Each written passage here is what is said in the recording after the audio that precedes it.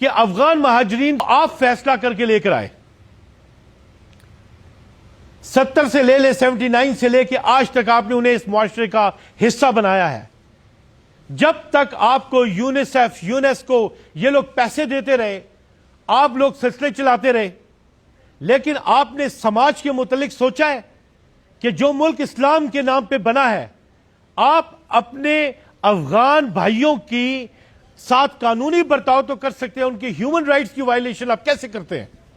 ایک غیور اور اسلامی ملک ہیومن رائٹس کیسے چھین سکتا ہے ان افغان مہاجرین کو جنہیں ہم نے مہاجرین اور انصار کی مثال پہ ڈیولپ کیا؟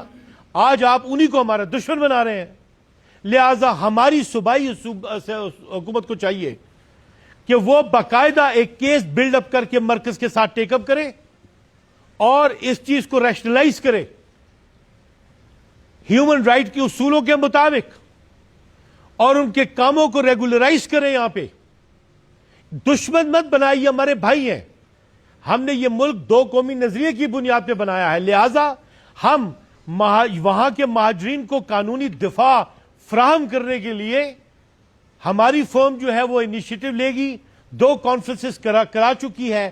اب ہم جو ہے پٹیشن لے کے جا رہے ہیں انٹیریئر منسٹری کے حوالے سے اور متعلقہ دوسرے محکموں کے حوالے سے, اور ہمارا سوال یہ ہے کہ how you can allow our friends to turn into our enemies, and how on earth you can violate their human rights. کیسے کر سکتے ہیں آپ یہ؟ لہذا ہم نے انہیں جواب دہ بنانا ہے.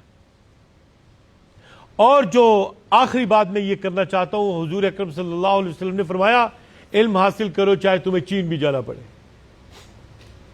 ہمارے دستور کو لوگ ردی کا ٹکڑا کہتے آئے ہیں, چاہے وہ ضیاء الحق صاحب ہوں, چاہے پرویز مشرف صاحب ہوں, چاہے یحییٰ خان ہوں. انہوں نے ردی کا ٹکڑا قرار دیا ہے, اور اب بھی ایسے ہی کیا جا رہا ہے عملی طور پہ. ہمارے آئین میں لکھا ہوا ہے کہ بنیادی ایجوکیشن جو ہے وہ بنیادی حق ہے, فراہم کی جائے گی اسٹوڈنٹس کو. ہماری صوبائی حکومت میں یہ کام جو ہے وہ انیشیٹ کیا گیا ہے کہ پرائیویٹ سکولز کو کمرشلائز کر دیا جائے اور پرائیویٹ سیکٹر کو فروخت کر دیا جائے. کہاں گئی وہ ہماری رفائی حکومت اس موضوع پہ ہوئی؟ دیکھیں میری بات سنیں, پاکستان کا آئین ہے, اس کا آرٹیکل 4 یہ کہتا ہے کہ جو بھی پاکستان میں ہے اس کے ساتھ آپ قانون کے مطابق برتاؤ کریں گے جو ہمارے ملک میں نافذ ہے. افغان مہاجرین کے متعلق آپ کو پالیسی بنانی ہوگی. آپ کی پالیسی یونیفارم پالیسی ہونی چاہیے. یہ ڈیسیجن آپ لوگوں نے کرنا ہے. آپ لوگ یونیفارم پالیسی بناتے نہیں ہیں. آپ کا پرابلم یہ ہے, آپ نے جو فیصلے کرنے ہیں وہ عوامی سطح پہ آپ فیصلے کرتے نہیں ہیں. آپ ایگزیکٹو آرڈرز پاس کرتے ہیں, انتشار پیدا کر دیتے ہیں. اس سے عوام بے سکون ہو جاتی ہے, عوام جواب دہ بن جاتی ہے, خطرناک حالت میں آ جاتی ہے. عورتوں کو, یعنی اسلام میں تو عورتوں کا بہت مقام اس طور تھا, جاج بن یوسف نے حملہ اس لیے کر دیا تھا کہ یہاں پہ ایک محبوس عورت کی صدا پہنچ گئی تھی اسے. آپ قانون کے مطابق چلے نا, بے عزت کر رہے ہیں.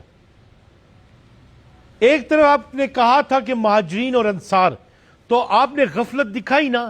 آپ نے سماج میں پولیس آفیشلز کے ہاتھوں میں کلاشنکوف پکڑا دی.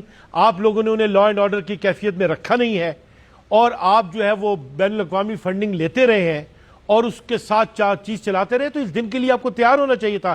ہیلری کلنٹن نے سینٹ میں بیٹھ کے امریکہ میں سینیٹرز کے سوالات کا جواب دیتے ہوئے کہا تھا کہ آپ لوگ کہتے ہیں کہ جی لوگ امریکہ کے خلاف ہو جاتے ہیں, تو بات یہ ہے کہ ہمارا قصور یہ ہے کہ ہم اپنے عزائم کے لیے ان کے ساتھ تعاون کرتے ہیں اور پھر ہم انہیں چھوڑ کے آ جاتے ہیں. تو بڑے بڑے چیلنجز ہیں ہمارے سامنے. تو آپ کو کمال مہارت کے ساتھ آپ کیوں یہ سمجھتے ہیں کہ آپ کے ایگزیکٹو آرڈرز جو ہیں وہ درست رزلٹ دیں گے؟ اسٹیٹ کرافٹ کو میں مانتا ہوں, وہ سکلز ہیں, لیکن اس کا جو بیک لیش ہے وہ سہا نہیں جائے گا. ہم نے اس ملک کو قائم رکھنا ہے. اس انتشار سے قوم بے چین ہوتی ہے, عوام بے چین ہوتی ہے, پبلک بے چین ہوتی ہے. प्रॉब्लम हो जाएगा, हो रहा है। आप दहशत गर्दी की बात करते हैं, यस ये चैलेंज है, मिलना चाहिए ना, यूनिफॉर्म पॉलिसी होनी चाहिए। हमारे सूबे का वजीर आला अलहदा बात करता है, बाकी लोग अलहदा बात करते हैं, गवर्नर अलहदा बात करता है, वजीर आला अलहदा बात करता है, वजीर आला जिम्मेदाराना बात करता है, कहते हैं डायलॉग की बातें करो, गवर्नर कहते हैं कि नहीं करना। तो ये हमारा इंतशार तो ऊपर से हो रहा है। तो बात ये सारे मसले हल होते हैं जब आप यूनिफॉर्म पॉलिसी बनाते हैं। इसीलिए कहता हूं कि गवर्नमेंट को चाहिए कि वो बैठ के यूनिफॉर्म पॉलिसी बनाए। हमारा प्रॉब्लम यह है कि हमारे ऊपर हमारी हुकूमत नहीं है, हमारे बड़े नहीं बैठे हुए ऊपर, पब्लिक मैंडेट की तौहीन है, पब्लिक से लोग नहीं गए, तो हम उस इंतशार में फंसे हुए हैं। जी